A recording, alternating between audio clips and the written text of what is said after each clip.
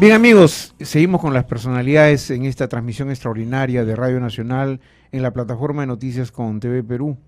El tema Perú-Chile es un tema que obviamente interesa a todos los peruanos.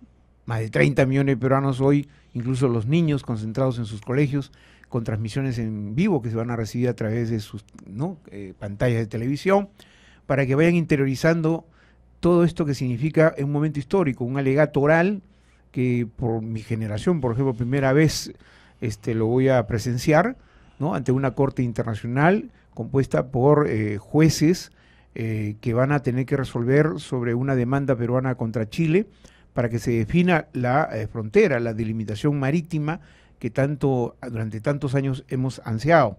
Sabemos que nos acompaña no solo la razón, el derecho, los conceptos jurídicos internacionales y nuestra propia historia, de tal suerte que en eso estamos en una buena performance. El almirante Jorge Montoya es uno de los oficiales de mucha ascendencia en su institución, porque ha sido además jefe del Comando Conjunto de las Fuerzas Armadas. Es un hombre que tiene mucha cercanía, aún en la situación de retiro, como almirante, oficial general de nuestra Fuerza Armada y la Marina de Guerra, y de tal suerte que está siempre bien compenetrado, no solo en los temas que vamos a abordar, también en los análisis políticos y en lo que él casi se ha convertido en un personaje emblemático para luchar por las reivindicaciones de nuestras Fuerzas Armadas, tema que vamos a dejar por ahora de lado, porque también nos interesa y también nos preocupa, pero que hoy lo hemos convocado justo para hablar de esta demanda. Ha sido también integrante del Comité Consultivo de la Corte. De la Haya. De la Haya, sí, efectivamente. Almirante Jorge Montoya, un honor, un gusto tenerlo aquí en Radio Nacional. Buenos días, el gusto es mío. Bien. Y para empezar quiero felicitarlos por la campaña de difusión que están haciendo. Es importante que la ciudadanía peruana conozca el problema que hemos llevado a La Haya, que realmente no lo conocen mucho, ¿no? Pese a los esfuerzos que se han hecho a lo largo del año para difundirlo. Porque si la opinión pública está informada, tenemos la tranquilidad de que se van a aceptar las cosas con mayor racionalidad, ¿no? Bien, pero ¿cuál es su análisis, su apreciación de estos momentos? Es un momento histórico, obviamente, no sé, que lo vivimos civiles, militares, vivimos todos los ciudadanos, porque se ha logrado una unidad, ¿no?, y un consenso, que eso es lo importante, ¿no?, en un tema tan crucial. Sí, es cierto, estamos empezando, hoy día se marca un hito histórico al empezar esta fase oral, porque da inicio al término de todo este proceso largo que hemos llevado a La Haya para definir nuestros límites marítimos. Y digo que se marca un hito histórico porque no ha sucedido esto nunca, o sea, nunca hemos vivido una situación como esta. El Perú está expectante y está expectante de cuál va a ser la reacción de Chile. O sea, acá abrimos una serie de información al público que no la conocía, tanto por los argumentos que se van a ser presentados por Chile como por los nuestros, y empezamos una nueva etapa. En esta nueva etapa, que es de silencio jurídico, digamos, porque la Corte, una vez que termine esta etapa, entra en silencio hacia el público y comienzan a analizar para dar su fallo en un plazo, calculamos, de 6 meses. Entramos en una etapa de observación de cuáles son las señales de Chile. Porque de acá, ¿qué cosa viene? El fallo y la ejecución del mismo. Entonces, el Perú tiene que ser en esto muy cauto en sus expresiones y analizar más bien las acciones del gobierno chileno hacia su población. Es necesario de que la población sea informada de manera adecuada. Acá lo estamos haciendo, allá no. Allá se sigue con el mismo mensaje que tenemos límites, para qué hemos ido a La Haya, y eso puede generar en la población una idea equivocada de lo que se ha ido a buscar a La Haya y por supuesto una reacción equivocada cuando tengan el fallo. Entonces tenemos que estar atentos a esto y ser firmes en nuestras decisiones, también transmitir mensajes a nuestro vecino claros, ¿no?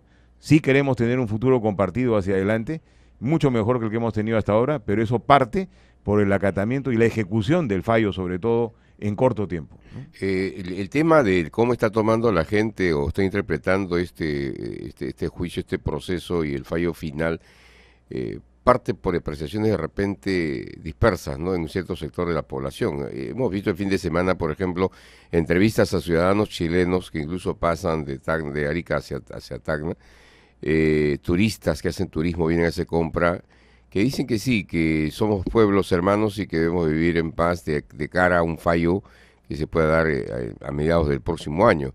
Esto es importante, y es importante para mí las declaraciones del propio presidente chileno y ciertas autoridades del gobierno chileno que están hablando en ese sentido, ¿no? La otra parte siempre va a haber, de repente, ¿no? De sentirse que no debieron acudir, etcétera. Pero creo que es importante ponernos en el momento histórico y ver que la decisión final, ya que hemos recurrido a esa instancia supranacional, tener que aceptarla porque su carácter es vinculante, ¿no? Sí, esa es nuestra decisión y la vamos a cumplir. Pero por el otro lado no veo el mensaje tan claro como el que tenemos nosotros, ¿no? Mientras acá nuestro presidente ha hablado claramente de la ejecución del fallo, de la aceptación del fallo y la ejecución del mismo, su contraparte no lo ha dicho de esa manera, ¿no? Ha estado hablando en líneas generales, no respetuoso de los tratados y en temas. O sea, hay que saber leer esto entre líneas, ¿no? Ese mensaje no está claro para el pueblo peruano, ¿no? Y ellos deben tenerlo claro para poder seguir caminando hacia adelante. El asunto de acá del Perú, los argumentos peruanos son sólidos, ¿no? Lo que se firmó fue un tratado para la conservación de especies, para la protección de los recursos naturales, que ha sido la línea histórica del Perú desde 1833, que saca el primer decreto supremo para proteger las especies marinas, dando serias sanciones a los que infringían la norma. Así lo repite 2 veces más en ese siglo, hasta llegar al año 47, donde se hace la declaración de las 200 millas, siempre, ¿para qué? Para la protección de recursos naturales. Y se proyecta las 200 millas sobre la plataforma continental, como una proyección del país metido en el mar. Igual sucede en el tratado, en el convenio del 52, ¿no? Donde es específicamente hecho para aclarar el tema de la protección de las especies marinas. No hay nada de límites en ese convenio, ¿no? O sea, eso es claro. O sea, el Perú ha mantenido una línea constante de qué es lo que quiere con el tema del mar, hasta llegar a la Convención del Mar. Llegando a la Convención del Mar, donde se definen nuevos espacios, es donde da pie a que se necesitaba tener un tratado de límites, porque antes de eso no había una costumbre muy clara en este asunto, porque el mar era de 3 millas, ¿no? Entonces era un poco, digamos, no le dábamos tanta importancia al tema. Lo que usted acaba de señalar, almirante Montoya, es muy importante, es decir, si uno lee entre líneas, efectivamente, en esta declaración conjunta que hicieron los mandatarios, la reunión que hubo de UNASUR, parecía como que hay la posición peruana era mucho más clara, se refería al fallo de este caso, ¿no es cierto?, a ejecutarlo de inmediato. Sin embargo, el presidente de Chile solo dijo, somos respetuosos no solo de la solución de las controversias de manera pacífica y una cosa de esas, no, es un término muy, muy general, ¿no? No se refirió estrictamente a que este fallo hay que respetarlo, ¿no? Bueno, en fin. Ahora, ¿cómo ha tomado nuestra Fuerza Armada, almirante, usted que ha tenido el mando como jefe de comando conjunto, todo este proceso? Bueno, la Fuerza Armada lo sigue de cerca, definitivamente por su obligación constitucional, ¿no?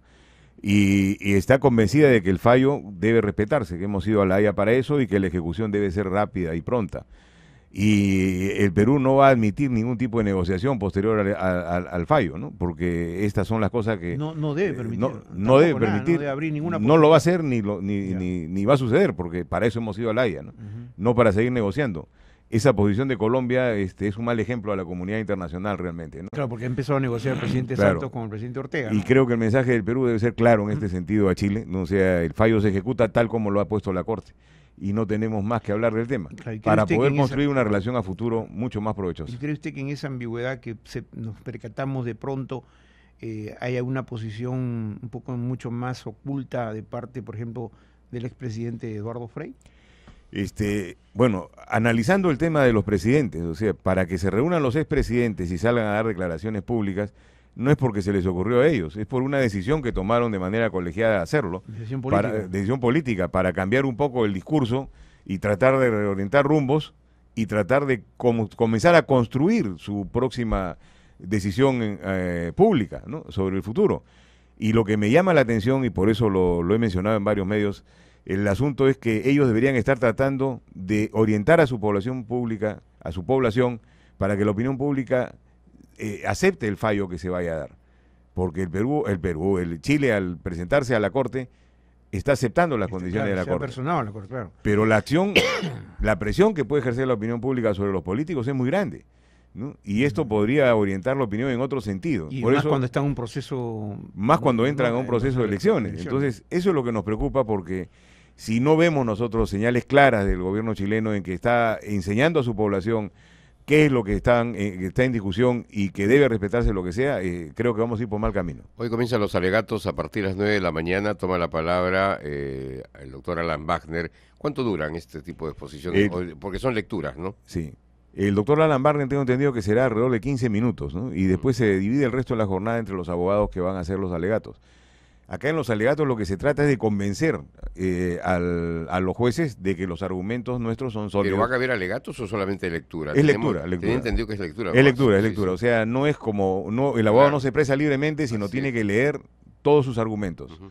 No los puede decir sin leer, tiene Hay que una leerlos. segunda jornada, además, ¿no? Hay una segunda jornada después. Entonces, Es acá lo que réplica y se trata, réplica. así es, se trata de convencerlos, o sea, tratar de decirles que nuestros argumentos son sólidos, o sea, hacer un resumen de todo lo presentado y ser coherentes, claros y concisos en lo que estamos hablando, ¿no? Lo importante, lo que usted haya formulado sus declaraciones, almirante, es que hay una fuerte cohesión y una unidad, no solo en el espíritu nacional, de la sociedad civil, también de nuestras Fuerzas Armadas, lo que a nosotros nos da no solo la garantía y la seguridad de que vamos por buen camino, sino que como todos sabemos, a veces los escenarios internacionales son bastante complejos, no son tan fáciles de solucionar, más cuando hay de por medio una especie de árbitro, en este caso jueces de un tribunal internacional, cuyas resoluciones son mandato, ¿no es cierto?, para las Naciones Unidas, porque en caso que no, Chile no aceptara, Naciones Unidas tendría que evaluar sanciones severas, y por eso que el propio presidente Santos de Colombia, ya analizando más fríamente el tema, ¿no?, se dio cuenta de la necesidad de ir a hablar con Ortega de Nicaragua. Claro, ha tratado de manejar un problema interno, porque creo que su problema fue la presión pública interna, y se fue de manos, ¿no? O sea, se excedieron un poco, están tratando de orientar rumbos, pero no cabe ya una conversación, una negociación para este tema. Y no hay que olvidar que él también enfrenta otro escenario, que es la negociación con las FARC. Que eso creo que le ha costado políticamente bastante, ¿no? Bastante. Entonces está tratando de recomponer imágenes, pero empleando un asunto que es muy delicado, con ¿no? un expresidente que continuamente lo aguijonea. Sí, ¿No? que me ha sorprendido realmente, realmente porque lo son bien amigos ellos, Sí, ¿no? pues bueno. Almirante, ha sido un honor conversar con usted, un gusto realmente como siempre. Esperemos en la próxima jornada entrevistarlo sobre qué piensa usted de estos cambios que van a haber en la Fuerza Armada, ¿no es cierto?, que ya se están a través de decretos legislativos, qué acciones se están tomando en el BRAIN. Vamos a dejar esa agenda pendiente porque hoy ya nos concentramos en el tema, porque sé que usted tiene mucho que decir respecto al anuncio que ha hecho el presidente de la República sobre estos incrementos remunerativos para diciembre, o sea, en este mes. Sí. Un cachito nomás, sabe que hay un anuncio. Sí, ¿no? sabemos, pero vuelvo a ser crítico en este tema. Sí. Las Fuerzas Armadas no han sido comunicadas de cómo se trata el De eso aumento. vamos a conversar después. Y eso nos causa la misma sospecha de si Chile va a ejecutar o no el fallo, ¿no?